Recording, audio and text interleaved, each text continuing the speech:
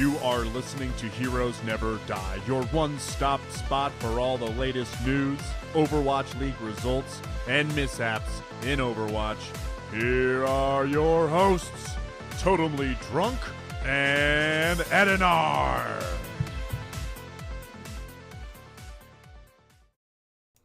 What is up, guys, and welcome back to Heroes Never Die, your one-stop spot for all things Overwatch. I am your host, Totemly Drunk, and tonight on episode 139, we'll be discussing the latest in Overwatch esports, see what's buzzing in this week's hot community topics, and deep dive into Winter Wonderland, as that has just hit live servers as of yesterday.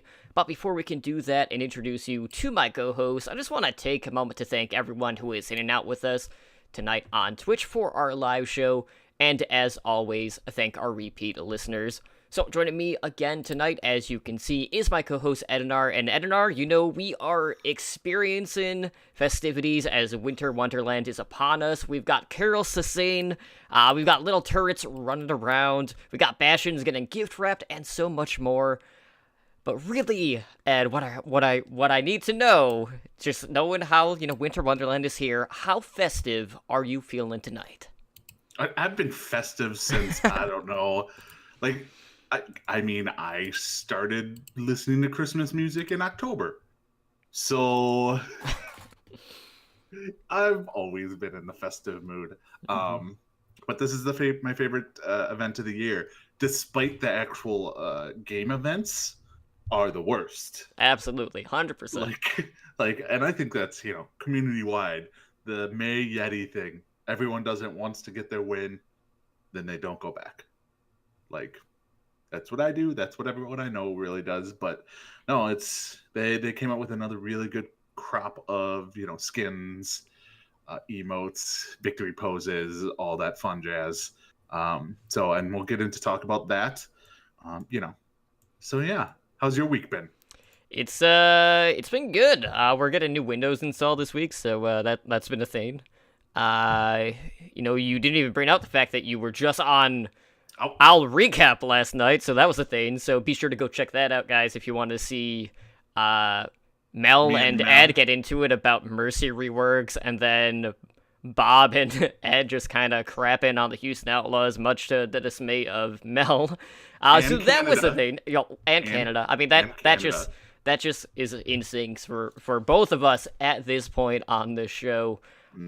Which may or may not sway how the Canadians view us as a podcast, but for the most part, Canadians are generally from nice Canada. people. They're like they haven't had to say like anything too spiteful, but like I don't even think that's in their genetics. Then again, I don't really know how that works. I mean, I just remember, like, you know, they just have so much maple syrup that, you know, the sugar is always flowing through their veins. Their poutine. Like, that's basically what it is. They just like, well, we're not sharing our poutine with you. That's how they're going to show their anger. Okay. I'm okay with this. So, like, they're just closing the door in that retrospect, but otherwise, their door is always open and left unlocked, basically. Yes. But you know, last night, like, there was a thing that kind of happened, and I was like, what the heck is going on? Because, like, I guess, like, Nate Nancer was, like, kind of making his rounds and following a bunch of content creators, and he followed, like, the Overwatch Recall Twitter, and I was, like, freaking out initially, and I'm like, I don't really want to read into this too much, but, like, I just felt the timing was just so funny. Like, I had that feeling of, oh god, I'm about to get pulled into the principal's office, because the night before was when I ranted for a good 15 minutes about all of the misinformation that was displayed during the Watchpoint season preview. So that was the thing. But come to find out, like, he was trying to he was just following a bunch of, like, community figures, kind of, like, across the board, in competitive Overwatch, so that was neat, but, you know, we have the event that just dropped yesterday, and, you know, when I was on yesterday, like, the May Snowball and the Yeti Hunt didn't have, like, the win one and then get the loot box, like, it was just normal, like, you know, There wasn't like a first win bonus on any of them, so I'll have to go back and see if that has changed for me. But I didn't have to deal with any queue times or anything like that, so I can't complain too much in that regard. Did you get any legendaries or anything like that? I have not yet. The only thing that I've gotten skin-wise so far has been the Bastion gift wrap. I opened up my free like my free winter wonder whatever loot box, and then like popped it in like, oh, I got a legendary, and then I got a normal Zenyatta legendary. I'm like, you are cruel. Like I got a legendary. That is even worse than Cole. Yeah, I was just like, I mean, I have the Nutcracker Zenyatta. That's going to be on year round no matter what. So this is wasted. That is absolutely true, and that's not the only time, like, the Nutcracker Zenyatta has been in your life this week, because we've been graced with the presence of not one, but two different Overwatch carols that just so happen to have the Zenyatta Nutcracker icon on both of the tracks when we have been on Twitter. So one of the top 500 players, Fariha, has basically just, been celebrating the holidays by turning some, famous, Christmas carols, and kind of spun them to fit the Overwatch theme. So the first one that she did was about your favorite composition in the world, that being, the triple tank, triple support, which is so prominent everywhere.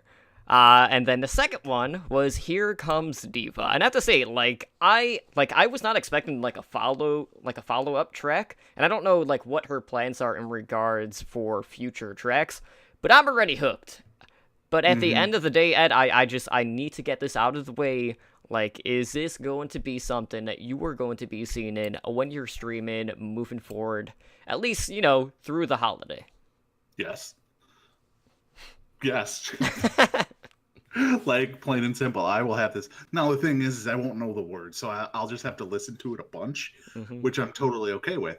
But no, you can't help but bob your head and have a good time when listening to this. So I hope she releases more. I mean, it's probably a lot of work probably goes into it, not only to write the song, record the song, all that stuff. So I'm not expecting more. I'm hopeful for more. So I keep hearing my dog bark, and I'm pretty sure he got on the couch and then he can't get down. Feels old, man. I'll be right back. I can go on to the Happy Hero Days giveaway. All right, sounds good. I'll be right back. All right. So coming up, we have the Overwatch Happy Hero Days giveaway. So no purchase necessary, all that fun stuff. To enter into the sweepstake, you have to be legal resident. Let's see here. I'm just gonna go through this. The sweepstakes, whatever, go through all that. I'm just going. So, all right. So the first thing is that Overwatch Happy Heroes Winter 2008. You can get stuff from the Reaper Nerf gun, Cupid Deadly, Zarya, Sombra, Reaper. They're giving away a PS4 Pro and Overwatch Legendary Edition. That's just day one. The day two, you have the Deadlock Gang bundle. So you get, Ash Bob shirts, Funko Pops, McCree scarf. Third day will be Dress to Impress. That's all about Mercy and shirts and cardigans.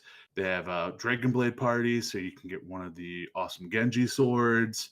But this will be going on for 11 days, and then it culminates in the grand prize of you get the Doomfist statue, then the Overwatch Razer mouse, keyboard, speed mat, headset, Legendary Edition, a new gaming computer, a new monitor. So, yeah, that's one heck of a grand prize. Yeah, it's crazy. I'm glad they're doing this again, and for it to last, pretty much a week and a half is just absolutely amazing. And I like how with each prize they kind of did different themes. So I know the next one they're doing is all Genji loot, which they dubbed the Dragon Blade Parade. They have one that's all Mei based. They got one that kind of features Reinhardt and Torbjorn. I know there's a D.Va one, but there's a ton of stuff that they're releasing, and that grand prize, the approximate value for that retail wise, is over $3,400. That is not a small prize by any means. So basically, all you have to do to enter is, just, log into Twitter, follow the Play Overwatch account, and just retweet the daily sweepstake, and you'll be entered to win. And, this is an easy thing to do. Like, it doesn't really take a whole lot of effort, and you never know. Like, you might luck out, you might win some pretty sweet loot, and if you don't win some sweet loot, you could always, save a little bit of money with another thing that they're doing, at least on the Blizzard Gear Store, because they are doing Holiday Hero Bundles. So basically, like, what this is, it's a way that you can, like, create, like, these custom gift bundles for Blizzard Gear. And, since we are an Overwatch podcast, I'm not going to talk about, all the other Blizzard titles, and, some of the other merchandise that you can buy with this. So basically how this works is you can buy up to 3 items. And the more items you buy, the higher percentage off you're going to get, at the, for the final total. So if you buy 3 items, you'll be getting 30% off your order, and then you'll also get a free gift. Now, at the end, like, the free gift, like, isn't, like, anything, like, super expensive, obviously, because, it is free after all. So, like, the free gift can be, like, anything from, like, collectible pins. You can get some of the, like, Overwatch Hero backpack hangers. I know they have, like, the small Pachimari hangers as well, like the little plushies. They also have their cute but deadly vinyls as well. So one of those can be your free gift overall. So it basically just scales. So with 1 item, you get 10% off. 2 items, 20% off. 3 would be 30%. And they have a ton of stuff that is just Overwatch related in regards to this promotion. They got, like, the puzzles, they have some of the art books, a ton of plushes. They also have their figures on there, both the Nendoroid and the Figma. They also have backpacks, hats, computer accessories, statues, and a couple other odds and ends. And I have to say, like, this is not something that we're used to seeing. Normally they do, like, maybe you can get, like, free shipping if you, spend X amount of dollars. So for them to have, like, basically what would be, like, a gift basket, essentially, of just Blizzard goodies, I am all for. And, I don't know if I'm necessarily going to use it in regards to buying loot for me, but for the holidays, this is definitely something I will be eyeing for my brother-in-law, because he, too, is a pretty big Blizzard fan, so I'll definitely be taking a peek at everything that is in store for this. I mean, the instant thing that came to my mind was, well, you get 3 things, you get 30% off. You buy 2 gifts for other people, then you get a 3rd thing for yourself. Which would be the statue. You're gonna buy the most expensive thing and save the most money. Yeah, I'll take a hard pass on that.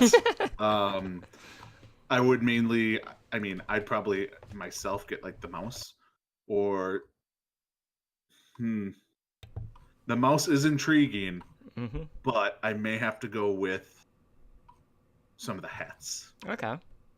Because, or Torbjorn's hammer. But I don't know what would you do with that. Would you just walk around, like, swinging it at people? Because that's when you can get in trouble. It would be no different than the inflatable, like, Reinhardt hammer that we would get at BlizzCon. Yeah, except this probably hurts a little more. I'm pretty sure it's, like, plastic. It's some sort of plastic, but yeah. It's got a little bit more weight to it. Not filled with air. Let's go with that. But yeah, no, this will be nice for the holiday season, especially after they had that big Black Friday sale. It's just Blizzard's way of making you spend even more money. You thought you were done after Black Friday? Nope, think again. They're trying to rope you back in. And, just having a new event, too, is just enticing you even further. It's like, hey, look at all these sweet skins. Why don't you throw some money down on some loot boxes? So they're just hitting you from, like, multiple sides at this point, whether it's from actual merchandise to digital goodies, all of that fun stuff. But let's move on. And, like, I have to say, like, this week it's been kind of quiet on the community front. At one point I kind of had, like, some of the behind-the-scenes stuff in regards to contenders in Overwatch League, but I was like, well, there was an update on it, and then it kind of deflated, like, my desire to actually talk about it, just because it didn't paint the picture that we were going to be using because of a certain team that was involved, Boston. So we're skipping that. But anyways, we gotta talk about a new forum post from our dev and savior, Papa Jeffy Cap, praise him. And he took to the forums to respond to a thread that was talking a little bit about developer silence. Now, I'll say it out front, I did not like this post. Because I felt like basically everything that he said was literally talking about nothing. Like, it's a typical, like, PR response. So, what did our Devin Savior say? Well, not too much. He noted that the developers are trying to show up more on various streams. This is in due part to the creators residency program, which they've been doing. You know, recently they had like Siegel on there. I know they had Reinforce. They've had a couple other people here and there. Usually, like, if someone is streaming at Blizzard headquarters, they will have that up on the launcher. They'll also tweet it out. Why they can't do that for contenders, I'll never know. That's besides the point. But Jeff said that since the holiday break, which in this case would have been Thanksgiving, the teams have been exploring new game modes, new features, and new engine technology.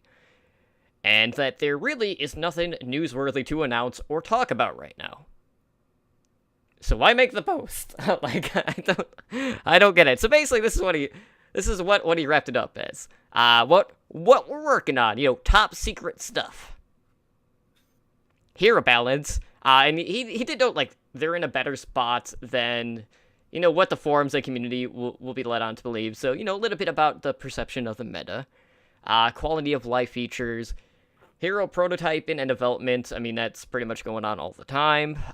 Game mode prototyping, which, you know, no new game modes are expected to drop anytime soon, according to Jeff. Feature development, ongoing event support, and more top secret stuff. And then he repeated top secret stuff like 3 times. Now, I'm not going to read too much into that because there's no point. I don't know if there's just like a top secret file, like somewhere in the maps. That's definitely not it. But like, at the end of the day, like, do you feel like making a post like this that literally says nothing is better than just not responding, or is it more harm than good at this point? I think it's better that he posted something, even if it's to troll everyone. Reason being because now people like us, we could talk about this post or be like, this is what he posted, you know, ha ha ha. But then in our minds, you know, if he wouldn't have posted anything for like a month, we would be talking about how they're ignoring the community, you know, we're not hearing from them, stuff like that. At least, you know, this is like a break in between. So like, I wouldn't expect anything for a few weeks after because you have the Christmas break coming on. You're not going to hear anything from them for 3 more weeks minimum regarding any hero changes, balance, maps, skins, stuff like that.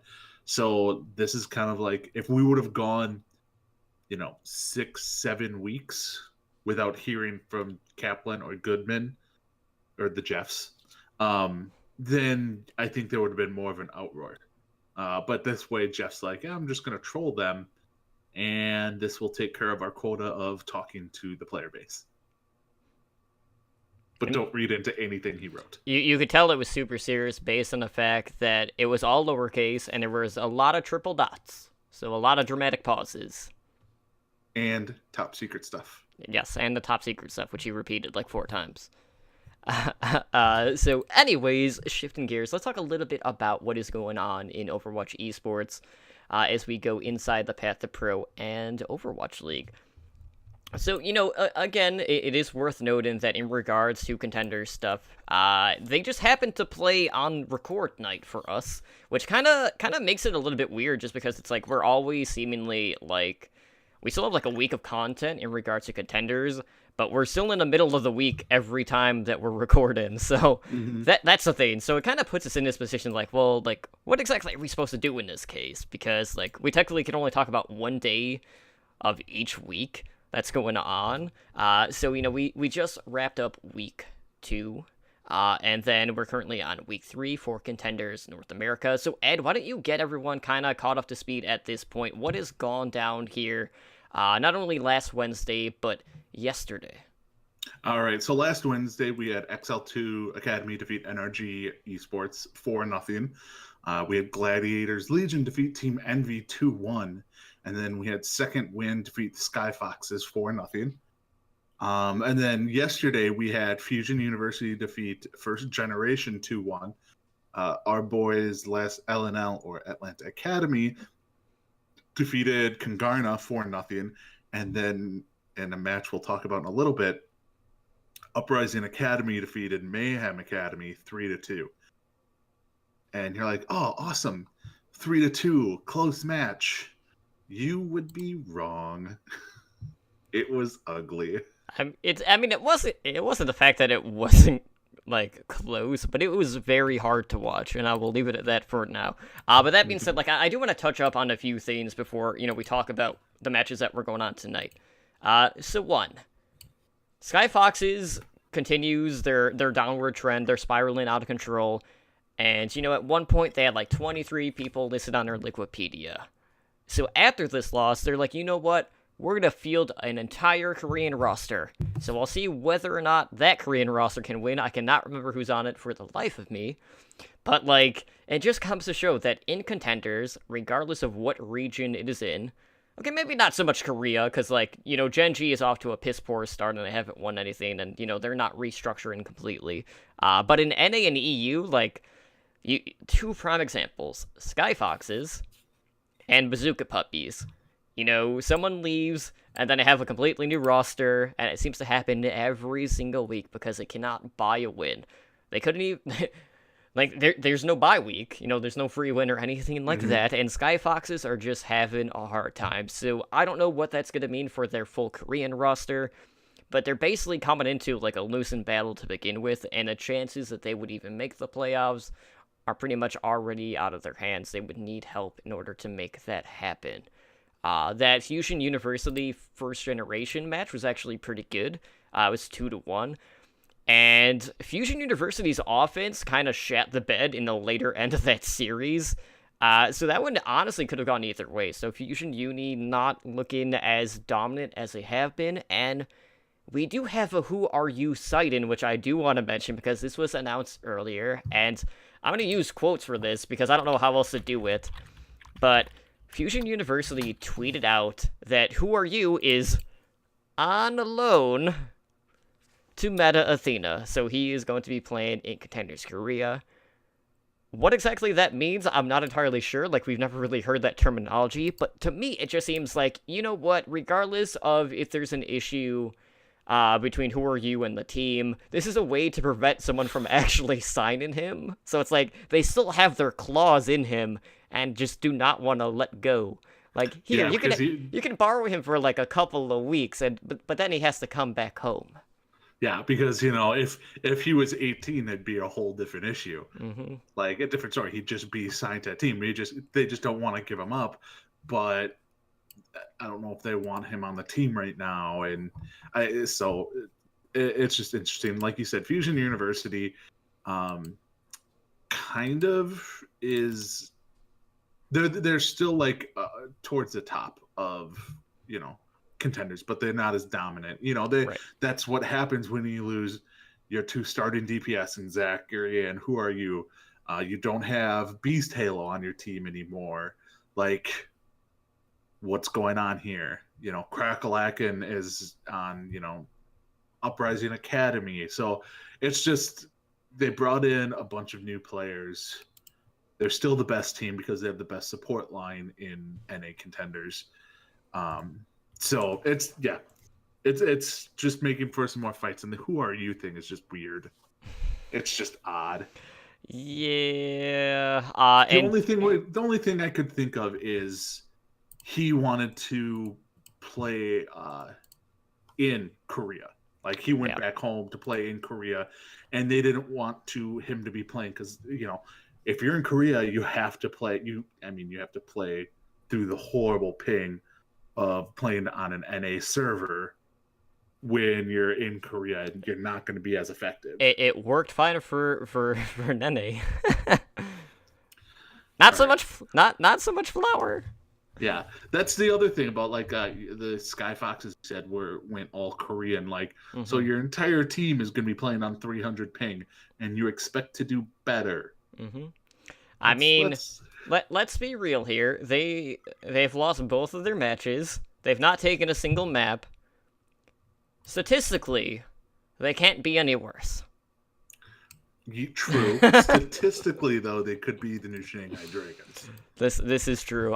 So really the only other thing I do want to note before we go into the matches that will be happening tonight and during this recording is that with Atlanta's win over Congarna, they have now taken over the top seed in Group A, which also happens to be the same group as Fusion University, and through 3 games at this point, Atlanta Academy is 11-1-0. So very good start for our boys LNL. But Ed, we got some more matches going on tonight, so why don't you talk about those real quick? All right, so tonight we have Gladiators Legion versus NRG Esports. We have Sky Foxes versus XL2 Academy, and then Second Wind is going up against Team Envy to end out the week. Yeah, and it's really curious to see it. Like, Second Wind has been picking up a lot of momentum, almost like there's a bit of a downdraft. I don't know if they're gonna be able to keep that momentum, but like if they beat Envy, if they beat Envy, like they're looking pretty good for the playoffs at this point. So I don't quite know what to make of this team, but they've been turning a lot of heads, and it's very peculiar. There always seems to be like that one breakout team. And, last year it was LNL. This year it's been Second Wind. But we're going to jump into a little bit of talk about that Uprising Academy versus Mayhem Academy 5-map series. And, Ed, I don't know if you want to go first because, I have some notes, but I don't have a lot. But mine are more going to be targeted at individual players because there were quite a few moments where I was just kind of shaking my head being like, what are you doing? Yeah, there were, like you said, like I watched it, I rewatched it, and I didn't take massive notes, but a couple of things that I kind of came to realize while watching it. First off, Fusion, not as good as I thought he was. He was super aggressive at times, and then super tentative at times. Like there was no, I'm going to be aggressive, you guys have to work with me. It's like they didn't know what was going on. Dino, I don't know. Dino died first a lot.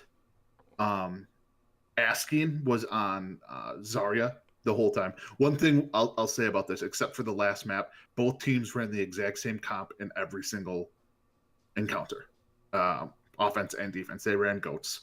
So they ran Zarya, D.Va, Reinhardt, Zenyatta, Lucio, Baguette. So Asking was on Zarya. He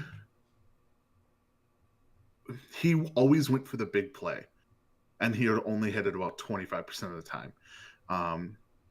The ultimate usage from both teams in this, they were using their ults like they were playing mystery heroes, and they had to quick get it off before they died and lost their ult charge. Like they were, and like there was no teamwork around it. It was just our ultimates up, hit it. Our ultimates up, hit it. And there was just so many just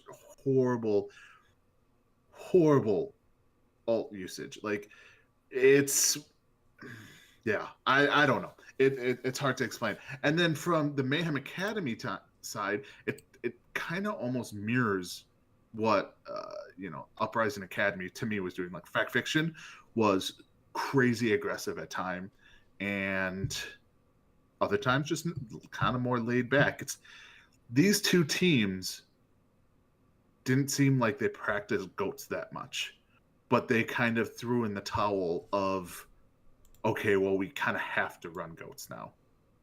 And right. So they hadn't been maybe practicing it all that much, or I don't know, because none of their dives were super coordinated. Their ult usage almost always went on, like nobody was following up on it. They were just kind of hitting it to hit it. So, like, I don't know what was going on. But I guess, what did you think from all this? So, you could definitely tell, like, Mayhem Academy going into this series, like, they always wanted to target Fusions first. Fusions was on Reinhardt throughout pretty much every map for the most part. So, they were working with a Discord orb. And there were definitely times where Fusions would just get isolated and he would be the first to fall. Probably the biggest standout for me, and not in a good way, was Paintbrush. For all the wrong reasons, Paintbrush was feeding a substantial amount throughout this series. There were just too many times where he would be in far too deep for far too long, or he would come in with his support ultimate when like one or two people had already died. I remember on Hanamura there was a point where Point B. Yeah, point B, where he was basically like trying to like cut across and like wall ride, but like he like ran into like the entirety of the team and just ended up getting staggered really bad. And I it was think that just was with like 30 seconds left in the map too. yeah, it was just like one of those moments where like, what is going on? Like it was really brutal. But like I have to say, like both of these teams, like for Mayhem Academy going in to contenders, we were like, okay, like this team looks like it might be better than Mayhem of Season 1. And that is not played out that way, and a lot of that is just due to the meta, and one of the biggest issues that both of these teams are facing right now, and it has to do with ultimates, isn't always just like you're playing pawn back and forth, just trading ultimates. It's also the fact that there were too many instances where the supports would just layer their ultimates on top of one another, and they're just not getting the full value out of it. I remember, this is another like key thing too, talking about synergy issues with ultimates on Hanamura, where Mayhem Academy were looking to use the Graviton Surge Diva Bomb combo, but their timing was so far off. So Manitin, he shoots his bomb up on a high ground because the Uprising are taking like the upper approach. And it goes off, and then you see Apply throw his Graviton Surge, which didn't hit until after Uprising had already left the high ground position. So then nobody gets caught in it, and then effectively you've already lost two of your ultimates. Like, it was really, really bad. And I don't know if it was just communication issues or what, but there was a lot of, like, ill timing. And, like, I have to say, like, Shaxx on Brigitte has not impressed me, and there were definitely moments where he kind of pulled a dog man this week, where, he was just dying first in a lot of these fights. But, outside of that, like, I'll say, like, Swimmers, Lucio, he got some pretty nice environmental kills. I remember on Hanamura, he got, like, a 2.5k, because he did get the Diva mech and the Diva, which was great. And, plays like that really give me life, so I always appreciate that. But, like, man, I remember when they were going to Route 66, and Fusions was, like, point blank going for, like, a charge. Like, it was as close as you could be to the person. So he's literally right in front of him. He goes to charge the person up against the wall, and you see a Diva Bomb come over top, and he doesn't even have enough time to react or even turn around, to the point where, he's not able to protect his team, so two of them fall, and then it just kind of snowballed from there. But you talked a little bit about Dino, and he had a really bad habit of using his Transcendence when a man or two was already down for Uprising Academy. And Manitin and Apply for Mayhem Academy, too. Like, it just wasn't on Hanamura that was an issue, but, like, kind of like throughout it, like, Manitin would just throw his Diva Bomb whenever he had it, and then every time that would happen, or at least a vast majority of the times, Apply's Graviton, like, ult percentage at the time was like right around 90%, so they very rarely actually comboed the two of those together, which was also very peculiar to me. So it was just overall like a very sloppy series, and like regardless of like how back and forth the map wins were, this is not what I want to see when I tune into Contenders North America, because like it was very evident that these are two of the teams that are on the bottom, regardless of if they are keeping the same people in, week after week. And, I hate to see it, because you expect a little bit more. So hopefully, in the next couple of weeks, we'll see a little bit more cleaner execution. But in this meta, with how important that teamwork aspect is with GOATs, like, I'm not feeling very confident that we'll be seeing anything different from either side. Hmm. One thing you want to talk about, like, so the alt usage, one thing that was guaranteed every time Graviton Surge was happening. So what would happen is one would use either a Lucio or a Zenyatta ult, and then the other team would use that too. And then one would shoot a Diva Bomb and miss completely. And then the Rhine, who wasn't in the Graviton Surge, every single time would just charge it, usually not get anybody, or get stopped right away. And like, because I know what they're trying to do is they're trying to take out like the Zenyatta who's using trans and stuff like that, and they're just missed. They didn't hit that one single time, but every time Fusion Fact Fiction, there's Graviton Surge, they're charging in and they're missing. They just constantly were missing charges.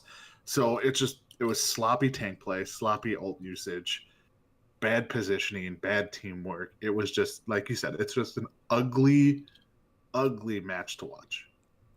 I will say, like, I feel like my favorite tank play, at least in regards to ultimates, was on Hanamura, where basically Fact Fiction gets singled out. He's like kind of like fighting off on like the left-hand side of the point. And then we see the Graviton bomb combination come in like near the stairs, and it just like wipes Mayhem Academy. So I love that, but like there's definitely a moment of tunnel vision where Fact Fiction is too busy like trying to 1v1 the enemy Reinhardt, which in this case is Fusions, rather than actually trying to protect his team. Because like you could see him like try to move over a little bit because he still had his shield up, but like there was no way he would be able to protect them at all. And I love seeing the heads up play, at least in regards to Uprising Academy from their perspective, because that was a perfect play to do in that moment. But outside of that, this is not one I can recommend you guys to go back to watch. If you are going to watch something, like I would say so far the Legion Envy game was probably my favorite, and then outside of that, it's worth seeing like the momentum shift in Fusion University versus First Generation, just because it started to unravel a bit, and without that draw, Fusion University might have lost that series just based on how the way that momentum was kind of rolling against them in that later half. Yeah, I mean, I would also recommend the Atlanta Academy versus Kundarna 4-0, not because it was overly awesome match, but because shenanigans ensued. Yeah, there was Bastions, there was Symmetras on both sides. Like, okay. So yeah, basically what Ed is saying is go back to that series to watch the Hanamura map. Yes, go just watch that one map. Like, Atlanta's clearly going to just destroy them by that point. And I think they're honestly testing out new strats or hiding strats or, just kind of screwing around. And yeah, it was awesome. And I enjoyed it. It worked like a charm. There was some good, so you saw some good Symmetra teleports. Mm-hmm. You saw a lot of bad ones too. But yeah, it was a lot of fun. I enjoyed it. So, speaking of contenders, we do have an update to you in regards to Gladiators Legion, which is so far overdue, it really makes you question what the heck took you so long, Gladiators, and that is the fact that Panker will be serving as a backup main tank for the Gladiators as he is signed to a 2-way contract. So, Panker, when he first came in, he played for Kondu Uncia back in Apex Season 2 and Season 3. He would then move on to Toronto Esports. He had like a short stint there for like 2 months before eventually landing with the Gladiators Legion, which is obviously the LA Gladiators Academy team. So there he would serve as a main tank in both Contenders North America, Season 1 and Season 2. And the sign-in brings the Gladiators up to 9 contracted players for the Overwatch League this upcoming season.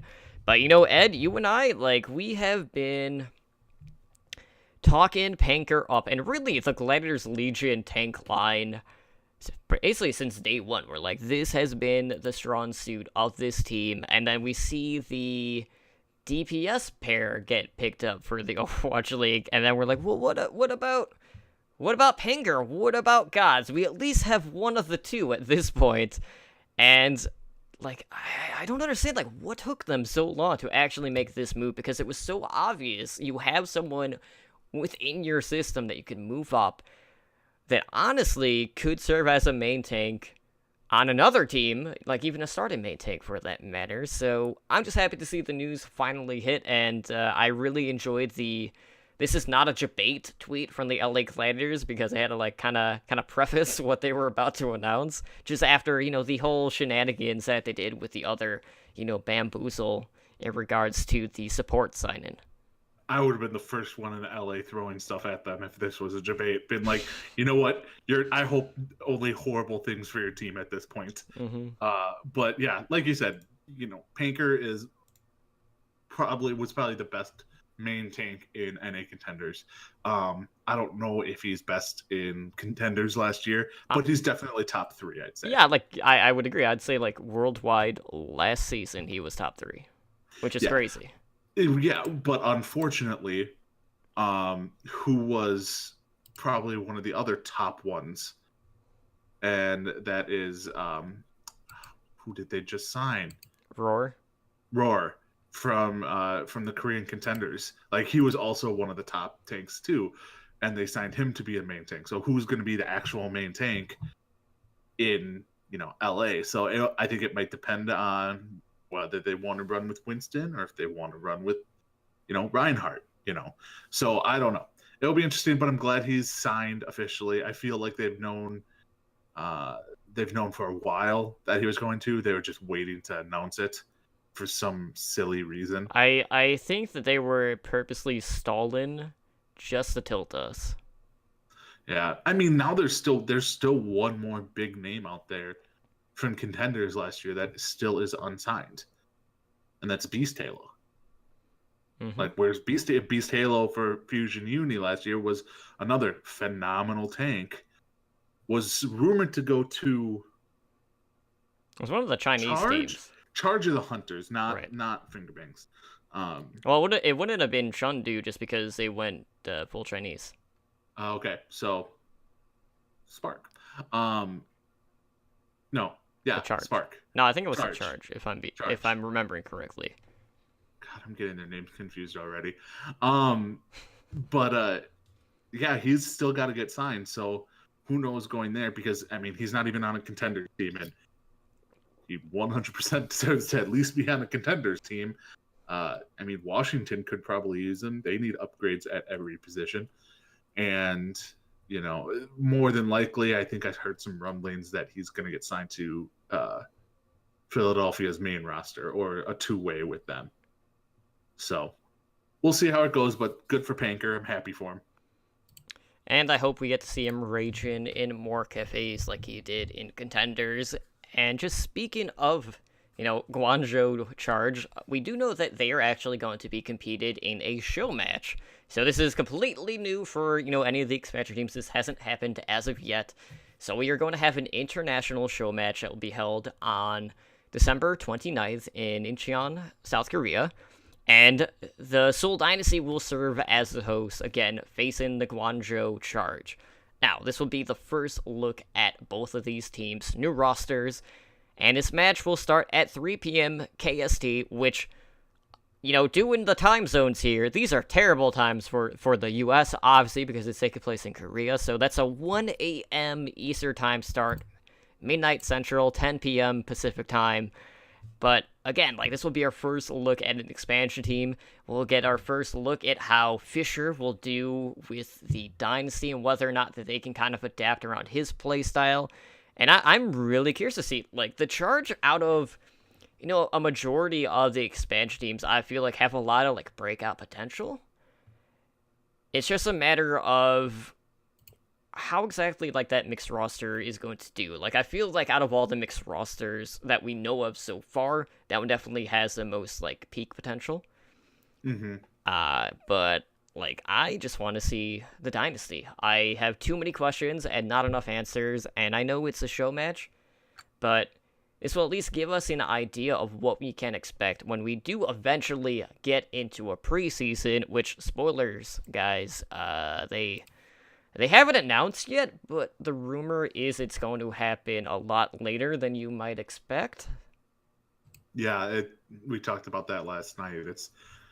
The rumor is for 1 week, the week before, or 2 weeks before the season's supposed to start. Mm-hmm. So that's a little weird, especially only a week. Right, because last year it was like a month ahead. Yeah, it was a month ahead, but it lasted more than like a week. And especially with 20 teams, everyone's basically just going to get one match as a preseason. That seems like small. Especially Really. when you would also factor in, well, everyone has to play. Assuming they keep the same, mindset in regards to the rules. Mm-hmm. No, but I'm super excited for this not because I want to see the Charge, but more I want to see Seoul. Because they went through the biggest change probably of anyone in the Overwatch League that actually is going to be good. Like Mayhem Shanghai, they went through a lot of changes, but they're still not. Nobody's considering them like possible top 4 or 5 teams in Overwatch League at this point. I think some people think Seoul Dynasty can be when you get Fissure, you get the best tank in the Overwatch League last year on your team. Ray Jae-hong kind of will probably start making a comeback in this meta, at least, I think. Fleta has always been pretty good. Zumba and Toby, and they have a really good team. It's kind of a rebuilt team. So I want to see the new Shanghai, the new Seoul Dynasty. New Shanghai too, but Mm-hmm. Just not to the same extent. Yeah. Well, anyways, we recently sat down to do our preseason rankings, and we started by doing all of the expansion teams.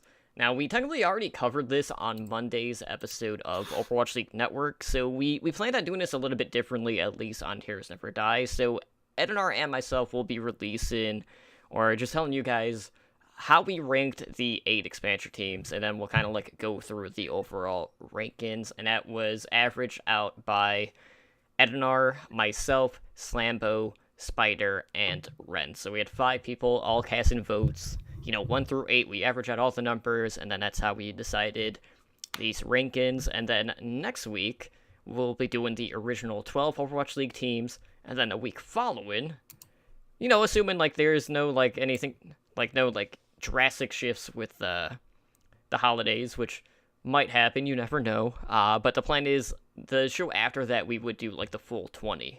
So stay tuned on that. But Ed, let's start with you. I know, you and I kind of disagreed, shocker, on the top choice. And actually, you were the only one that didn't pick the team that I picked. Yes. But in regards to your top 8 expansion teams, what were your rankings? All right, so I went number 1. I went Hanzu Spark over my number 2 team, the Titans, and that's where we really differed. And reason being, 1, yes, I'm a Spark fan. 2, I have voiced my displeasure or my worrisomeness of full teams getting brought into the Overwatch League because we've been super burned by that in the past. Mm-hmm. And I can't buy into that until I see it actually work. Right. And that was like a leading force, and then add on top of that, I'm a Spark. I'm gonna put them first, but I think everyone kind of agrees those are going to be the top 2 teams. So let me get this straight. So not only do the Sparks steal Runaways' colors, they also steal their spot. That's what you're telling me. And they stole the hearts of the fans too. Now that not to the same extent. It's not the same. Maybe we'll see once the cheers and stuff come, and the bits, and we see who's in first and second and third place. I think the Spark will be up. Maybe. But third, I have Paris Eternal.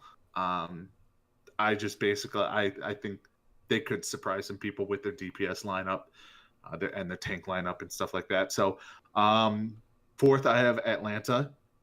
5, I have the Charge. And 6, Defiant. And we were kind of all in agreement that the Hunters are 7 and Washington Justice are in 8th place as the worst team.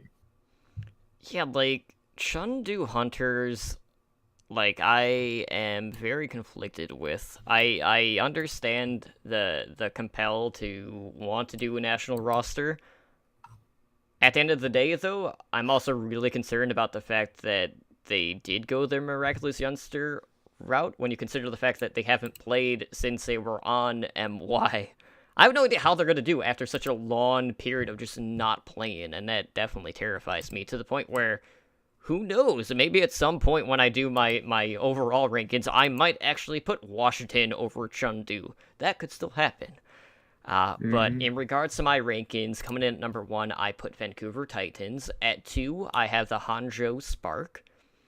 3, I have the Atlanta Reign, and this one is the one I was most conflicted with, primarily just due to the fact that I fully trust the tank line, and I have major question marks about everything else. So I'm just going based off the tank synergy because they did sign both of the Element Mystic tanks, and I feel like that will be enough to kind of propel them above some of these other teams. But that is a very high-risk, high-reward type of team, and they are either going to do a lot of great things, or they are going to shit the bed. Like, it's going to be one of the two. I can't imagine there being a middle ground there.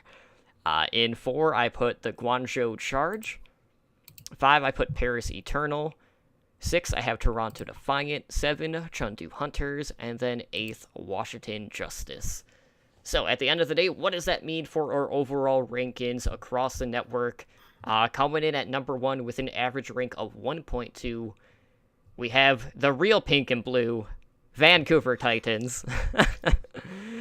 Coming in at number 2 with an average rank of 1.8, still very respectable. We got the Hangzhou Spark.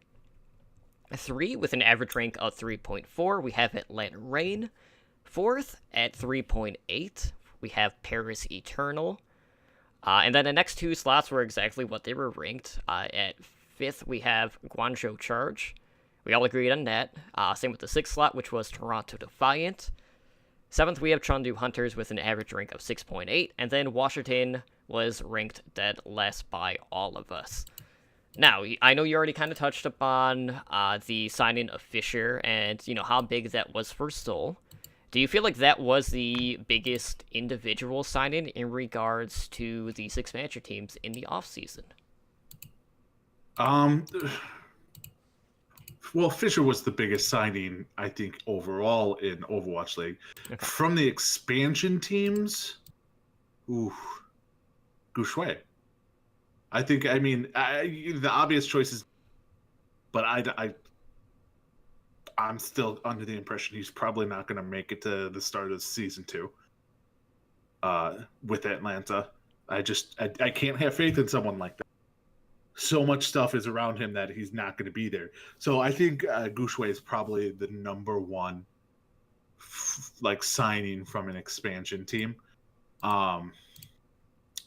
Soon could be up there, but the thing with Soon, and I talked about this a little bit last week, is DPS players with this meta, unless the meta changes, DPS players are by the wayside.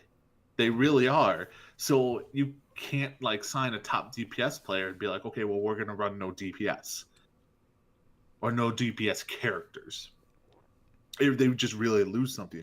Now, if Soon was also the best Zarya in the Overwatch League last year, that's different. But you're signing DPS players in a non-DPS meta. I think that's why Soon really goes back.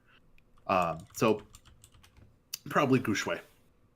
Gu Shui, yeah, would be mine. How about yours? That's definitely the first name that would come to mind for me. Without question. It's not even close. Soon would probably be my second pick, just because out of all, I know you can make an argument in regards to maybe DPS isn't gonna have the most carry in the meta that we're currently in, but I'm not expecting that meta to actually be the meta that we're going to be seeing at the start of season 2. So when you look at someone like Soon, you have to really think about, well, at the time, the Valiant, we're in a period where they were just waiting for Space to turn 18. And Soon was basically the backbone of that team for the Valiant to lose him, and then to go to Paris for an all-EU roster, regardless of what reservations I might have. And, even though we have him ranked at number 4, and that's I put him a little bit lower, I'm very conflicted with the approach that Paris took, because and this kind of like heralds back to like Florida Mayhem of season 1. At the time, Florida's like, you know what? We're gonna sign Misfits. They've been together a long time. They've been very dominant in the metas that they've played in, and they're basically the best out of EU.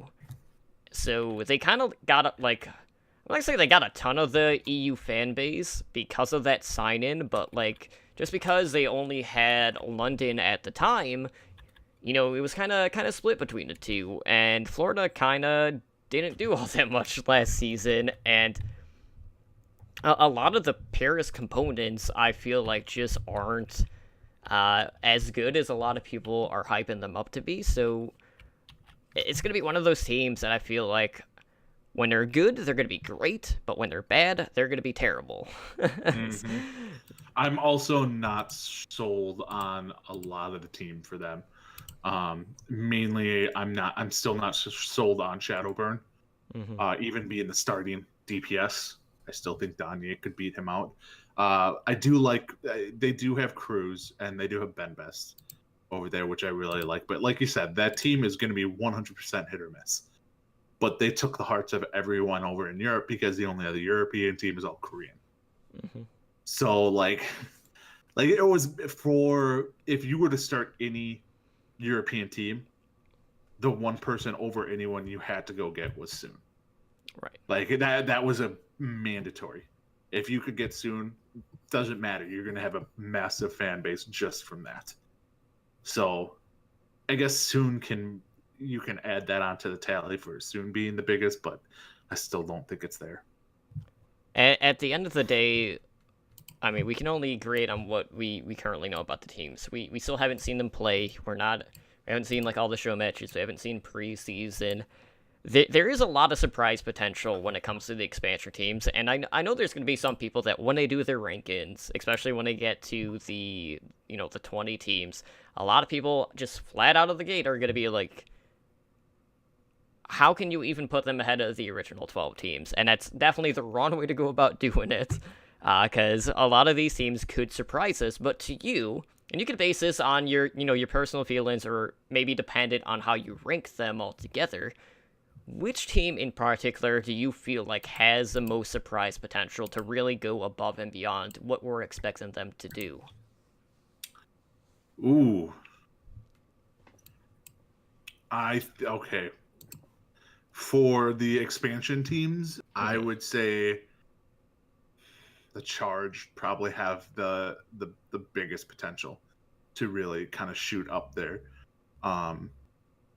From the non-expansion teams, I'd say the San Francisco Shock really have those two teams. But the Charge from the expansion teams probably the best, because I think everyone kind of knows what they're going to get with Atlanta and what they're going to get with Washington Justice and even the Spark and even the Titans. The Charge and maybe the Toronto Defiant are the two kind of, I think, no one knows how to whether treat them like like Boston of last year, Mm-hmm. or they're gonna be like the I don't want to say Florida Mayhem because nobody thinks that highly of them going in, because people did think fairly highly of Mayhem to season 1 because they were a pre-existing team that was very good. I mean, they could turn out to be like the Shock were last year. Like everyone thought they'd be middle of the pack, and then for the majority of the year they were bottom tier. Mm-hmm. They really were, and so they could go both ways. It all depends on how the experiment works with the Chinese, Korean, and British team works out for them. An odd pairing, but yes. So that's, I mean, who do you think could be the biggest surprise? I feel like I might contradict myself a little bit with my answer, but like when I look at all these teams, like Chengdu Hunters is the biggest question mark. Like, one of the things I really like about the team is that they all speak Mandarin, so kind of right out of the gate, they're really not going to be having those communication issues. And I feel like regardless of how that team does, that's at least going to increase their overall synergy from the get-go, as opposed to being like a mixed roster.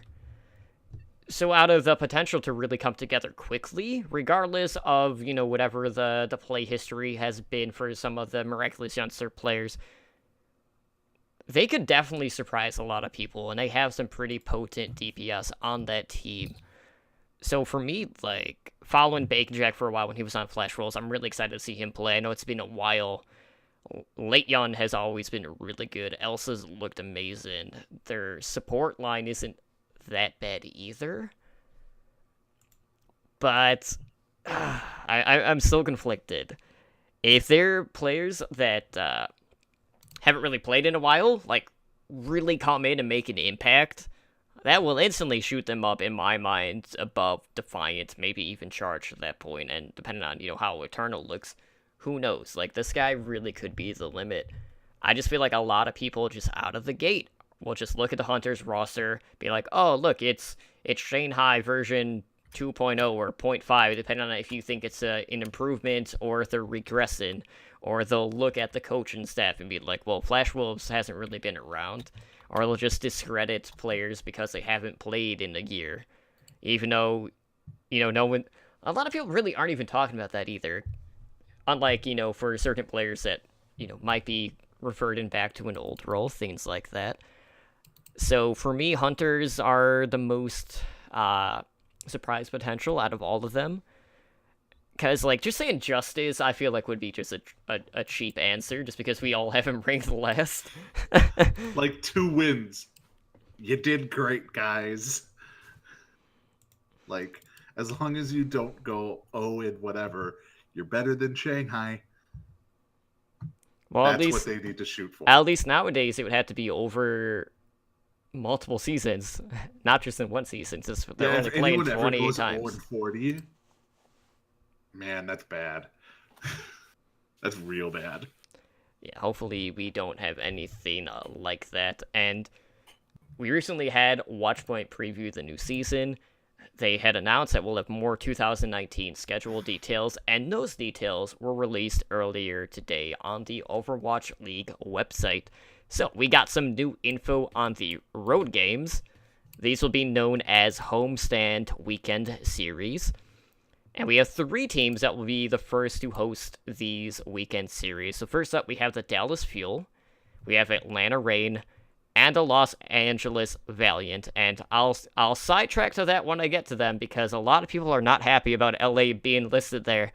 And I'm going to have one of those say it louder for everyone in the back moments, because I'm sick of hearing people be like, why is LA having one? I will tell you. So first up, we have the Fuel. They will host matches on April 27th and 28th. This event will be held at the Allen Event Center in North Texas. And they will be hosting the Chengdu Hunters, Hangzhou Spark, Houston Outlaws, London Spitfire, Paris Eternal, Los Angeles Valiant, and Seoul Dynasty. Fans are actually able to pre-register for tickets right now at DallasFuel.com. As far as I know, I think they're the only ones that actually posted, ticket info in regards to these series. We have Atlanta Reign. They have the second one. That will be July 6th and 7th. We do not know the venue of this one, which I thought was very peculiar. Other teams competing will include Florida Mayhem, Guangzhou Charge, New York Excelsior, Philadelphia Fusion, Shanghai Dragons, or Chengdu Draenthera, depending on how you want to pronounce them now, Toronto Defiant, and Washington Justice. And then finally, we have the Valiant, August 24th and 25th at the Novo by Microsoft LA Live. I'm assuming that's just a sponsorship type thing with the name in, because that sounds really weird. Yeah. But the Valiant will host the Atlanta Reign, Boston Uprising, Dallas Fuel, Hangzhou Spark, Los Angeles Gladiators, New York Excelsior, Vancouver Titans, San Francisco Shock, and the Shanghai Dragons. Okay. So Ed, the LA Valiant are hosting a homestand weekend series. The big question is, why? And I will tell you why. The LA Valiant, dated all the way back to January of 2018, already had their venue signed and done with. They have had it longer than every other Overwatch League team combined. Like, they were the first ones to have it. They had it all inked. They knew that that was going to be their home stadium. Boom. There you go. That's all people need to know. But everyone's just like, but all the games are already in LA. I know that, but I actually don't know how many teams actually have a venue picked out at this given point. Heck, some teams are even having one built at this point, whether it's a training facility, an arena, whatever. But we don't know the amount of teams that actually have a venue. So, in my mind, they went about this two ways. You either go to the teams that already had something in place, or ones that, whether, they go in, like, chronological order or not, whatever. Or two, you just go based on other key markets. You don't do international travel yet because of the expenses, and they're only doing it over a 2-day period. Mm-hmm. But, like, everyone's just scoffing at the Valiant getting to host one, and they had the Microsoft Theater since January, and everyone seems to forget that. And every time I've been going on the Discord servers, like, I see multiple people just posted the same thing, and I'm just like, I'm beginning to sound like a broken record. Yeah, I mean, it makes sense. I get why people are, why are they doing it in LA? But like you said, because they already have an arena outside of the Blizzard arena. Mm-hmm. Like, so it makes sense, but I can also see why people are like, well, we want to see, that the Valiant fans get to see LA Valiant whenever they feel like it, but Boston fans and New York fans don't get to see their teams whenever they want to. So I can see it from that point. The one in Dallas, I looked up the Allen Event Center. That's actually pretty big. It fits about 7,000. Okay. So that's a pretty big arena that's fairly reasonable. Yeah. Like, all right, it's just north of Dallas, so doesn't seem like it's too far away. But yeah, I'll be interested to see where they do the one in Orlando. We talked about this last night on OWL Recap. One place I really wanted to see them go was the esports arena at Disney, Disney World, because it just made the most sense. And who knows, maybe that's the Atlanta team goes there. I doubt it, because I think it's like 4 hours away, 4.5 hours away. But it'd be really cool, since you're starting to see more Overwatch ESPN interaction. So, and for those of you who don't know, Disney owns ESPN. So they own a majority of things. Yeah, it's basically them, and Apple owns 75% of the country. And it would just be cool to go there, but I can see it'll be interesting to announce it in Atlanta, because there was a lot of, if you think back to honestly, I think it was the 96 Olympics, there's still like a bunch of arenas built for that are still in use today in Atlanta. So there are plenty of options there for them to use. So it should be fun. I know one they will not get, and that's Chicago. Jackasses. Because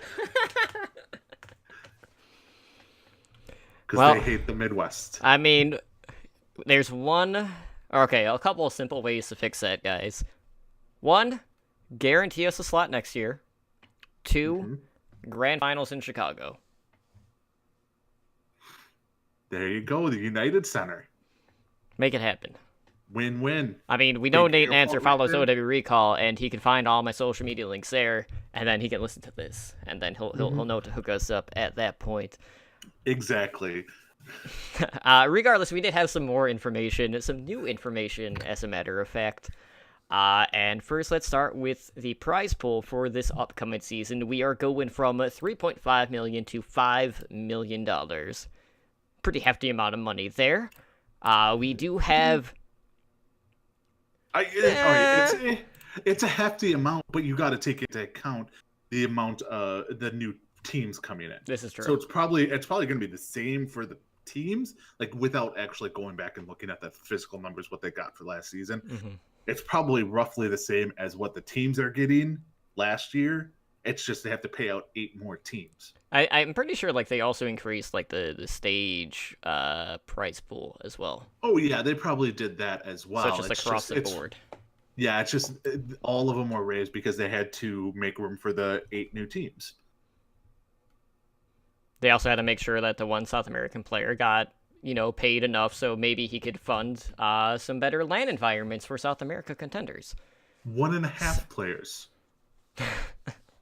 This is true. One's on a 2-way deal. Also Australia. I mean, let's not forget about Color Hex. Anyways, we also know, and this is also brand new information, that the end of season playoffs are going to be double elimination bracket base. So that's exciting. Even more Overwatch League action at the end of the season. I'm excited about that. And really, like, we've kind of, like, grown up with Overwatch esports, and a lot of the weekly tournaments, a lot of the monthlies have been double elimination bracket. I don't know why they just didn't do that to begin with, but I'm excited that, once Dynasty eventually makes it to the playoffs, maybe they don't do so hot, maybe they get dropped down to the lower bracket. It means that they won't be done immediately. It gives them yet another chance. So they're adding an extra safety net, for these teams that just haven't been able to branch out. And I will take as many opportunities as it takes a Dynasty to get that win in the playoffs. We are going to get it. I'm going to call this the New York Excelsior rule. That works too. Because, yeah, like, why would you put this in except to be like, crap, the New York Excelsior are not playing in this? And how big would it have been for the league for New York to be in the championship game in New York? Like, I think they were honestly banking on them being there, and it backfired horribly. Either way, they still sold out the Barclays Center. True. Maybe they can, if they can get better teams, if they can get like play in New York, they can get somebody better than DJ Khaled. Wishful thinking? I mean, you have to remember, this is the same company that went out and got a county fair band to headline BlizzCon. Yes. But honestly, Nickelback would than DJ Khaled. And Nickelback is like, I'm not even gonna say it. I can't. It's we get an explicit take. Nickelback's horrible. Tyler, you like Train? Oh, okay. Yeah, we'll just leave it there. Just a long sigh and then move on. Okay, move on. So, we do have our map pool for Stage 1, and they've actually increased the map pool per stage to 12. We got a little bit more options here. So for our control maps, we have Busan, Ilios, and Nepal. Hybrid, we have Hollywood, Kings Row, and Numbani. For Assault, everyone's favorite map type, 2CP, we have Temple of Anubis, Horizon Lunar Colony, and Volskaya Industries. And of course, for Escort, we have Rialto, Dorado, and Route 66. So, that's been like another one of the hot topics. Should we just have all of the maps? Should we have a very condensed one? Even like right now with contenders, like there's only like 2 per choice, which is like really like minuscule compared to what this new format's going to be. Any standout maps for you that you really wanted to see played in this upcoming season? Busan. I think that's the immediate one is Busan. I love that map. I think I've been kind of adamant about it since I played it for the first time on PTR. It's one of the best feeling new maps they've brought into the game. I'm excited to see because there's so much nuances to each map in Busan that it'll be interesting to see the actual pro players try and take advantage of it. I can tell you one thing I'm super happy for is Junkertown's not on there. I'm more happy about Junkertown not being part of the map pool. You don't want 8-7 series on one map? Oh my god, it's horrible. It's just, and I'm sick of. They didn't put in a lot of maps. I'm just crazy sick of, and I know a lot of them are staples, but like I'm incredibly sick of Lijiang Tower. I am not. I mean, I like Eichenwald. I don't want to see it anymore. I'm good without Watch Point Gibraltar. And Hanamura. That's another one that's always like, I guess just because I'm seeing a lot in contenders now in Hanamura. It's just those maps I'm good without. But Busan. Rialto is another choice I think a lot of people would pick. So what about you? What map are you looking forward to? Well, you already took mine. I'll be honest. Like, Busan is definitely my first choice. Rialto would have been second. I also really do like Route 66, just because that is one of those maps where you either just don't complete the map over by Big Earls, or you get all the way to the end and get stalled, or you complete the map. You just never know how that map is actually going to play out. It's definitely more variety in regards to the actual stopping points for both attack and defense. I will tell you which one I'm not looking forward to, though. Temple of Anubis. That thing needs a rework. Mm-hmm. It needs a Horizon Lunar Colony. It just needs to be retired, to be honest. I think they can change it around. Yeah, I know. They could change it around without retiring. I don't think they're quite at the retiring maps. But if they get to that point and this isn't the first one retired, we're going to have some words. Mutiny. If you thought my 15-minute rant about misinformation on Watchpoint was bad, just you wait until map bans come in or map retirements come in and Temple of Anubis isn't the first one. I hope we don't get to that point. Anyways, moving on, we do know that teams will have team sign-ins for like post-match at the Blizzard Arena. Like each team has like a specific date that they're doing that. And I know they have like a calendar set up with all of that information. We also have information on ticket bundles, so you can get season passes, you can get pick 6, where you can, pick 6 different games that you want to see. They also are introducing Friends and Family Fridays, which I thought is pretty cool. So 8 Fridays throughout the season for $88. You get 4 tickets, 4 drinks, and 2 nachos. Now, call me crazy, but that just doesn't add up. You have 4 drinks and 2 nachos. Like, Ed, I'm sure, like, you and I would be like, okay, both of those nachos are mine, and then everyone else can fend for themselves. But, like, why couldn't they just make it an even 4 across the board? Well, if it's family packages, when you think family, you're thinking, like, mom, dad, 2 kids type of thing. So what you're saying is, basically, they're adults, you have to go buy your own stadium food, and then you just give the kids the nachos. Or you can eat the nachos and just give the kids a couple bites. That is what a good parent would do. The kids get a drink, have some nachos, enjoy some time, but you're not getting all the nachos. Mm-hmm. That's for mom and dad. Now, do these 4 drinks, are they soft drinks or are they alcoholic drinks? I mean, it's gonna be soft drinks. Well, they don't specify, so if I was there, I would argue until they gave me a free beer. And then they'd come up, and then every time after that, they'd just be like, just give them a beer, it will be easier. And that's how Ednar got drunk at Blizzard Arena. Sounds like a lot of wishful thinking. Wishful thinking or good strategerism.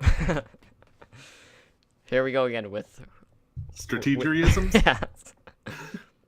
Made up words. I mean, I knew eventually you were gonna try to bring it back in, and I like the way you went about doing it. But anyways, we're here because, well, for one, we're an Overwatch podcast. We gotta talk about stuff that's currently going on within the game, and that is none other than Winter Wonderland, your favorite event of the year. And probably the only one that you would wish would be year-round. I don't know, I'm just throwing things out there. But anyways, this patch dropped on Tuesday.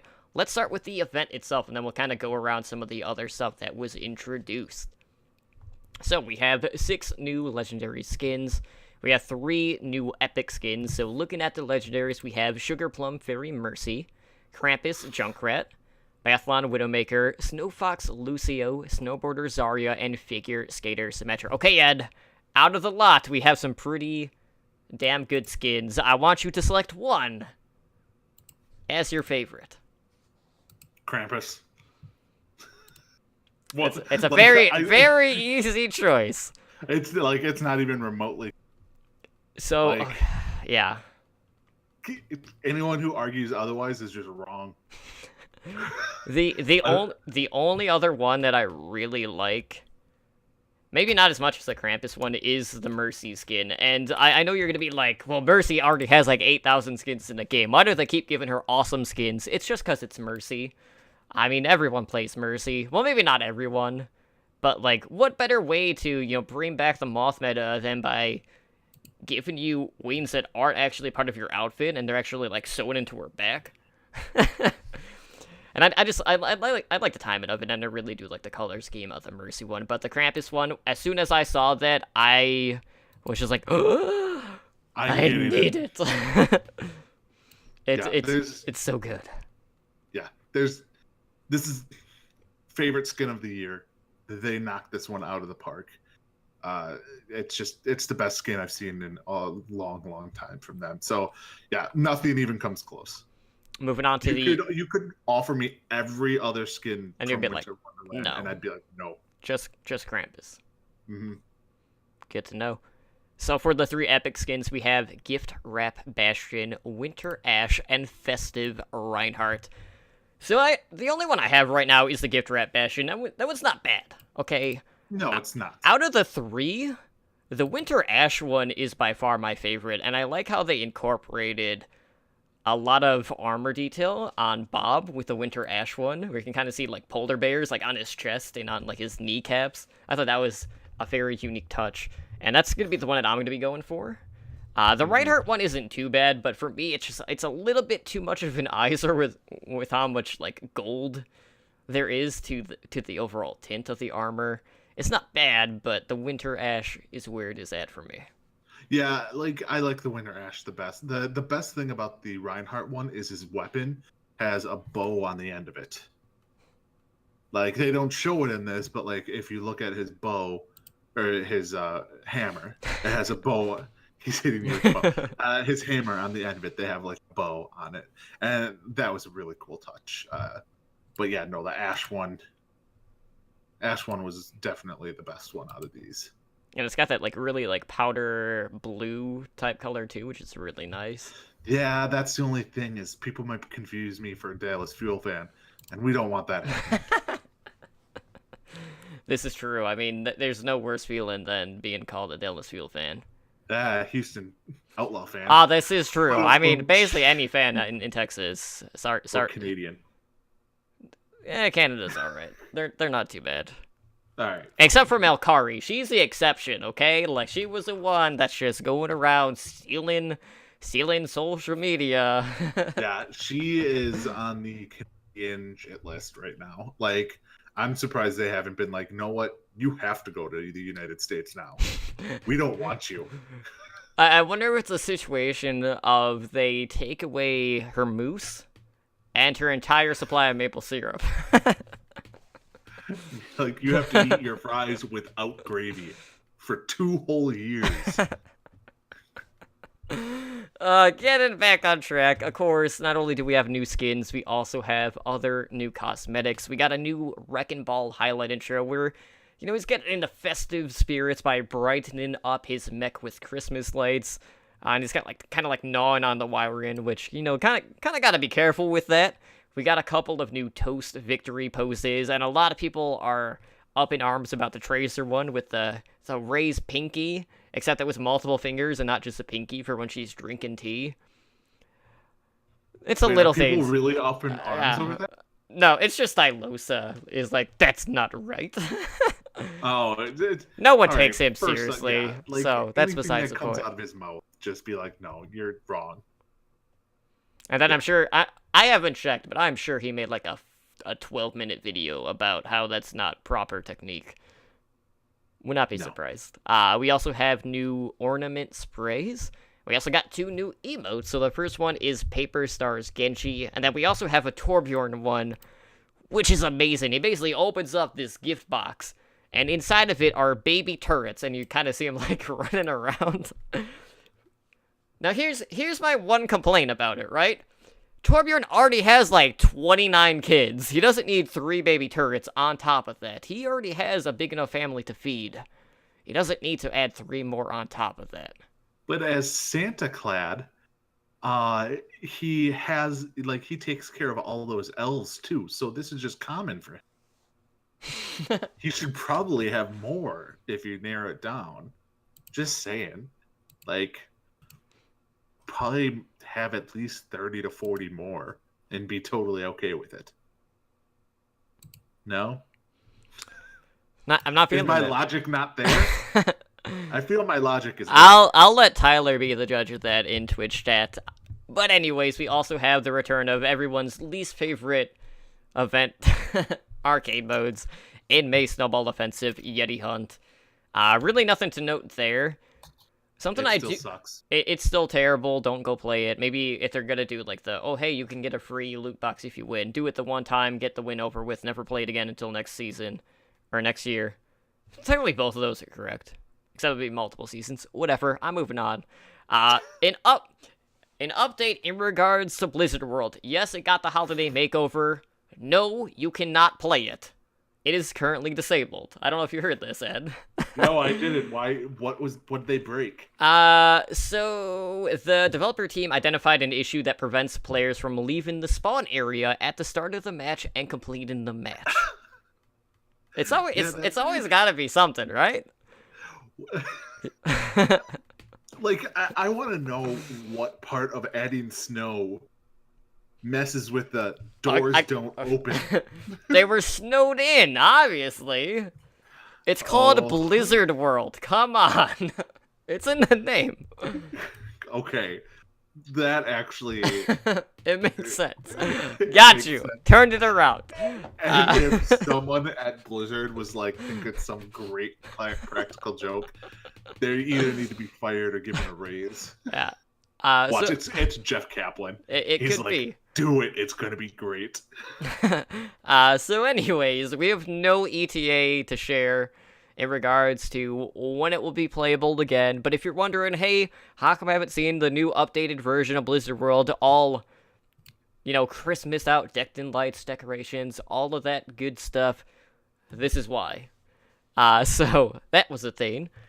So a couple other things. We also have all of the Overwatch League away skins added to the game. So again, if you have a home skin, regardless of what team or hero. So let's say you have, and I'm not going to use this as an example. I'm going to move to the next thing. I was going to say, Outlaws Tracer, but I'm like, oh wait, they don't have Tracer players.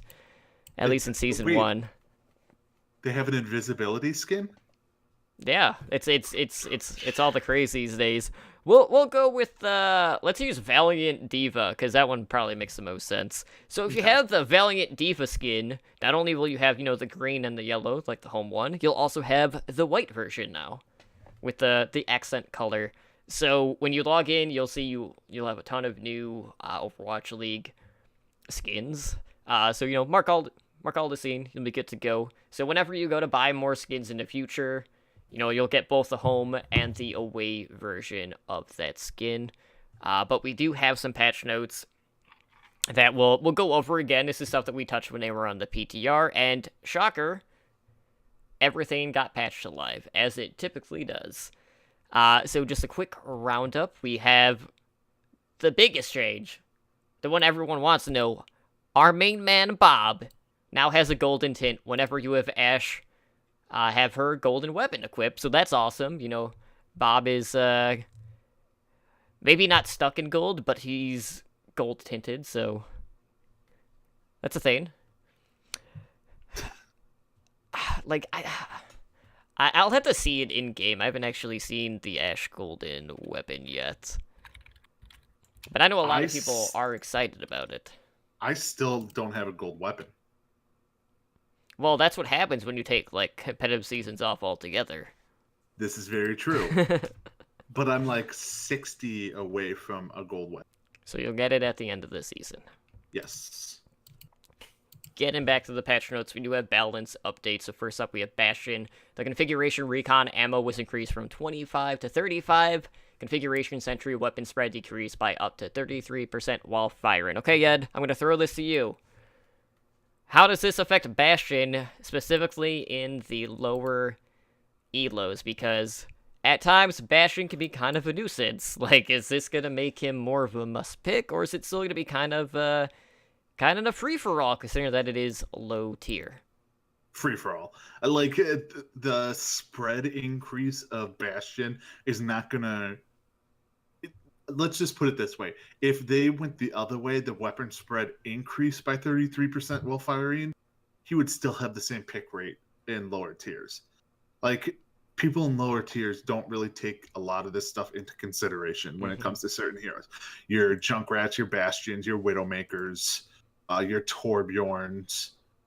I think those are the 4 main ones. Symmetras, even, like, they don't care if they get buffed or nerfed. They're just going to play them no matter what. So this has no effect. This does not increase his pick rate in any level. I think they need a pretty massive rework for Bastion. It'll make those Bastion 1v1s in limited duel or just even, mirror matches a little bit more exciting, especially when you're kind of like moving around. So it'll be more based on kind of like run and gun as opposed to just, I'm going to set up in turret form and just kind of go ham in that situation. So I'm curious to see how that's going to play out. We do have the Brigida changes that hit live servers, so Shield Bash will no longer travel and stun targets through barriers, so Reinhardt's can sleep a little bit easier tonight. They also reduce the Shield Bash damage from 50 to 5, so long gone are the, Shield Bash, Whip Shot, Flail, Delete a Tracer movement. And of course, they also kind of, in compensation, increased a lot of Inspire, so the Inspire cooldown was reduced from 1.5 seconds to 1 second. The duration was increased from 5 seconds to 6 seconds, with the total healing increase from 80 to 100. AKA, Goats, not changing. Nope. More sustainability. Reinhardt. It makes Goats better. Imagine that, Ed. You finally are on board. It does. And you know what it makes better? Like, even better than Goats? What? Jotes. No. It's not Jotes, a thing. It makes it's not a Jotes thing. better. Jotes is when you take Diva out and you put Junkrat in. It works wonders. And it's called Jotes. That's more of Everyone a joke. Hey, we played a Jotes game and we demolished the other team. So we even went Holtz with Hanzo. Tyler, I know you're listening to this. I've been telling Ed, it doesn't matter, like, it doesn't matter, like, who's in the composition. If you take the components of Goats out, you can't just rename it to the same thing, just switching a letter. That's not how it works. You don't have the same components. Snotes? You have brought up Snotes before. The difference here No, there is zero difference. The Mei in this situation is always the off-tank player. You can't say the same about the other people you're substituting. In our Jotes composition, we did not have a Diva, but we had a Junkrat. In Snotes, they replaced the Diva with Mei. It's also wordplay. Jotes is a real word. Come at me. We're not going through this anyway. Moving on. Getting back on track. We have the Doomfist changes. Rise in uppercut, loss of air control, duration lowered from 3 seconds to 0.6 seconds. Yes. The Seismic Slam max range reduced from 20 meters to 15 meters. Seismic Slam targets no longer lose air control while being pulled in. They also did some changes to the Meteor Strike, so the inner ring damage radius was increased from 1.5 meters to 2 meters, and then the outer ring max damage was decreased from 300 to 200. I mean, you and I have pretty much been on the same boat with the Doomfist. Like, we don't really feel like he's been, like, really overpowered. No. Honestly, you know what the big thing I noticed with Ana, because, like, I've been playing Ana more. This actually it's a buff to Ana, and I think it's a bigger nerf to Doomfist, because when Doomfist generally goes for the backline, because they're the slowest, they can't get out of the way. If Ana has more survivability out of that, the worst thing to happen to a Doomfist when they do his ultimate and he lands is to be slept. Because you're just a sitting duck there. Can't get away. So when you do that, like when you use his and then you get slept right away, if you don't kill the Ana, you're gonna die. It's kind of like Pharah. Like you're gonna use the Pharah ult, and you're probably gonna get a pick, but you're gonna die. Like you're gonna die when you use your ult, and I think that's kind of across the board. This could signify the death of his ult. Like his ult will cause him to die, where it never used to. So I really like the change the most, but hopefully it like as a support, he's really annoying in the back. So anytime we can see less of him, the better. I feel like the Space Jam combo with the Graviton Surge Meteor Strike is still going to be pretty good, even with these changes, but he will be more susceptible to CC, as opposed to you just being kind of SOL whenever you lose air control. So I'm glad we're kind of shying away, at least the start of it, from crowd control abilities. This might be the first of, some upcoming changes. Who knows? Like, they said they want to try to move away from that type of stuff in the game. Moving on, we do have McCree, and they buffed his alternate fire. That would be the Fan the Hammer, increasing the damage from 45 to 55. I haven't really read too much into this in regards to, like, the Fan the Hammer roll combinations and exactly, like, what you can do with it now. I'm sure that has tweaked a couple of different things that you could probably kill or maybe break. So I'll need to go back and look at that. It's not going to be a case of, like old school, like, Fan the Hammer only McCrees or anything crazy. Now, one thing I have seen with this is you can flashbang Baguette, Fan the Hammer, punch killer. Okay. Like, so you can throw the flashbang above her shield, stuns her, Fan the Hammer, punch, she's dead. Is that assuming you hit every shot, though? Yes, that is assuming that. So you have to be pretty close to her to pull it off. So it's not crazy effective, but if you're ever... It's one of those things where usually Baguette will win a one-on-one over anyone. This gives the one-on-one a little bit more on the McCree side. So I'm not saying he's a direct counter to her. It's just...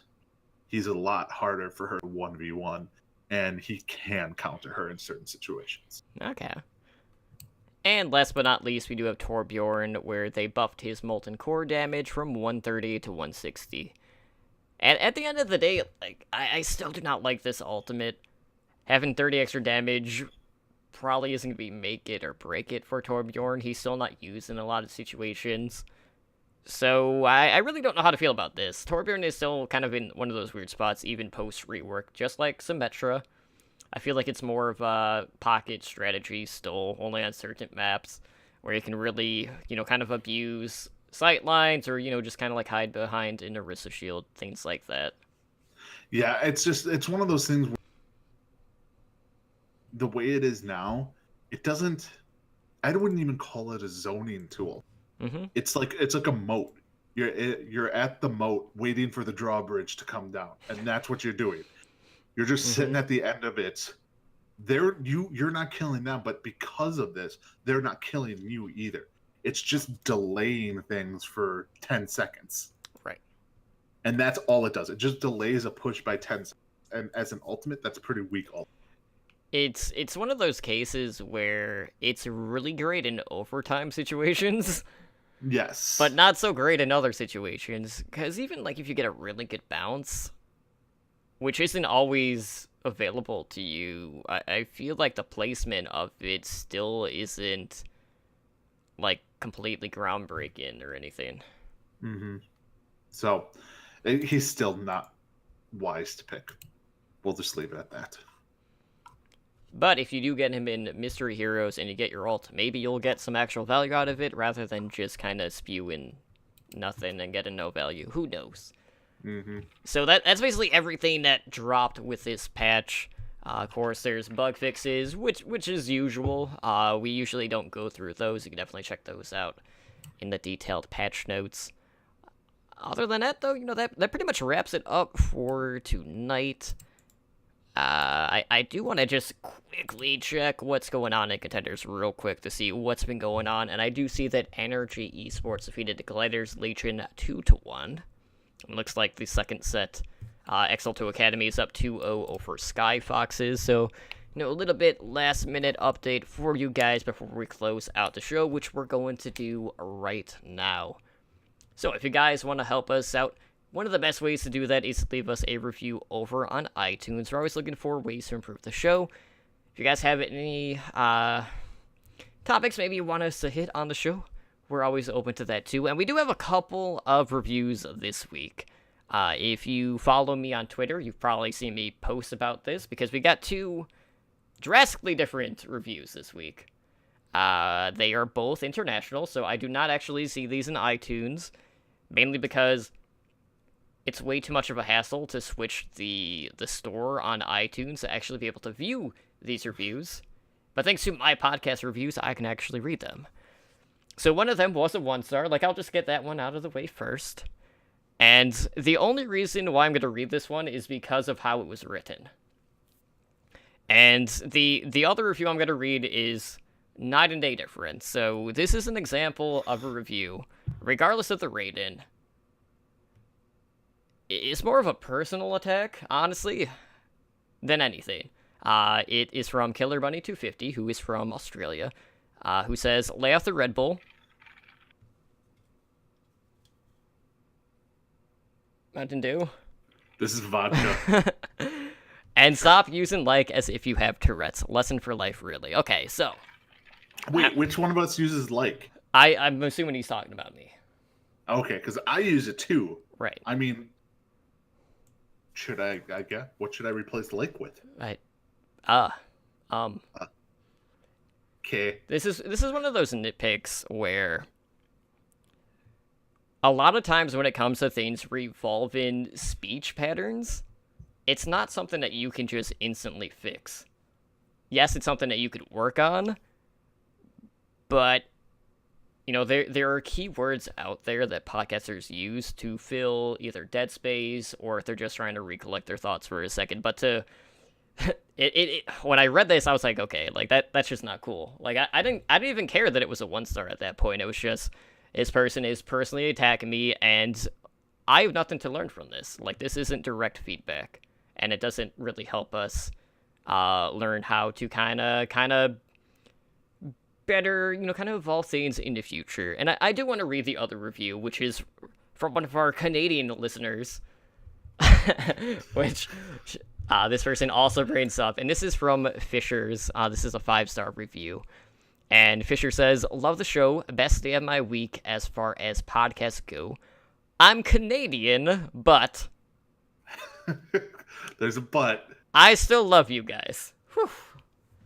Was it butt or boot? No, it's but. B-U-T, but. Oh, okay. And then maybe he just spelled it out phonetically for him.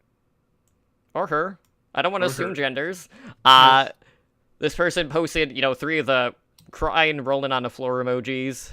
"Keep on creating deadly content. A big thanks for all that you do. You keep me updated with Overwatch news and drama." And this is my favorite part of this review. "The format is a little less formal than the rest of the network. I personally like it a lot more. Cheers." Okay, so I'm the one that formatted all of the shows on the network. And while I agree, it's maybe I loosen the reins a bit more just because you and I do tend to be more off-kilter at times on this show. I'm not gonna say it's like a little less formal overall, but maybe it's just I loosen the reins a little bit more, which can delve into some really obscure topics at times, and I'm assuming that that's what Fisher's meant. I am taking full credit for this one, because things that I do is I go off the rails. I will go off subject quite often. I will ramble on about useless things quite often. Mm-hmm. So yeah, no, I don't like the read this. Okay, read this. No. I'm gonna add my own shenanigans right in there. There you go. It's why we turned Heroes Never Die from podcast to a 2-hour podcast. Yeah, it was that on top of the fact that we're also expanding coverage just across the board. What I love, though, is every Canada review we have gotten has been positive, which I find very peculiar. So, I mean, I guess people are okay with our polite bashing. So I don't know if it's just a case of Canadians just don't want to tell us otherwise, or well, it's PG trash talk. it would be against their nature. But like we haven't had to write any sorry about that letters to any listeners as of yet, and I don't think we'll have to. But I just thought that was very, very interesting. Hey, you know what? If we're getting 5-star reviews from Canada, you know you're doing something right. You know what though? At least I haven't chugged like a bottle of maple syrup and then felt like spitting it out immediately, like Sideshow did during the World Cup. And then flipping my vote to the other team. I mean, I'm not going to rule that out, okay? But chugging if chugging a thing of maple syrup would make me go anti-Canadian, like even more so. So, but no, thank you guys. Thank you, one person for the review, not the other. regardless, we do have other content out there, which includes Overwatch Recall. Follow that on Twitter at OW Recall. Every Sunday, we release the episodic listings of all the Overwatch podcasts, whether it's Overwatch, Overwatch League, Path to Pro, all the good stuff. And again, we do have our interview series releasing Monday, Wednesday, Friday for that. So you can find the podcast directory on our website. Same with the weekly podcast listings. But Ed, we have a number of ways where our listeners can reach us and our viewers. I don't want to single them out. Technically, they're both one and the same. Some people are just here live. Some people just listen via MP3, all that good stuff. Just let them know where they can reach us at. All right. Well, you can reach us through H&D Overwatch. You can reach us on Twitter at H&D Overwatch. We do have a website, owlnshow.com. We do stream live on Twitch. The show is presently on Twitch at twitch.tv/OWLNshow. We are a Twitch affiliate, so come support our channel by subscribing, get network emoticons, all that fun bajazzle. And then we do broadcast 2 nights a week minimum. Mondays is Overwatch League Network at 7 p.m. Pacific. And then this show, Heroes Never Die, is Wednesdays at 5 p.m. Pacific. And then host streams will be held Thursdays and Fridays at 7:30 p.m. Pacific. I know me and Totem are going to probably play tomorrow and finish up our placement matches at least. So that should be fun. You can reach us on Discord at discord.me/OWLNshow. We also have a YouTube channel at youtube.com/Overwatch League Network. So come check out all the awesome content over there where we have Overwatch Recall, my horrible VOD review. I don't know, did you post the horrible VOD review of my Anoplay? Maybe not. That's part of our Twitch arc. It's probably only on Twitch. Yeah, you can skip it then. Really, you can skip it. You can reach me at Edinar Overwatch on Twitter. Totem, where can they reach you on Twitter? Well, I'm over on Twitter at TotemlyDrunkCTR, and before we go, I do want to just plug something really quick, and that is this Sunday at high noon, that is 12 p.m. Pacific time, my game night rival, just rival altogether, Lazy Bob will be guesting on The Point with Malkari. Again, that is Sunday, December 16th at 12 p.m. PST, and they'll be doing a Lucio-centered episode. So definitely go check that out. Go poke fun at Bob in the chat. You know, drop whatever, beat or whatever Lucio type of, joke you can do in the chat. It'll be a good time. Lazy Bob and Lucio? Right? Okay, that's so pairing. That's like his highest ranked hero that he has had, I believe. But I think it's primarily just due to the fact that Malkari just did a Reinhardt episode, which would have been Bob's main choice. And she doesn't want to double up. But that's besides the point. Go support Bob. Go support Malkari, even though she steals the Titan social media presence, all that good stuff. But for now, guys, we're going to call it a night. Thank you again so much for tuning in to Heroes Never Die. Again, this has been episode number 139. I am your host, Emily Drunk, joined, as always, by my co-host, Edinar. And we will see you back tomorrow night for the wrap-up of our placement matches. So at the end of the season, you can get your first golden weapon. Have a good night. Huzzah.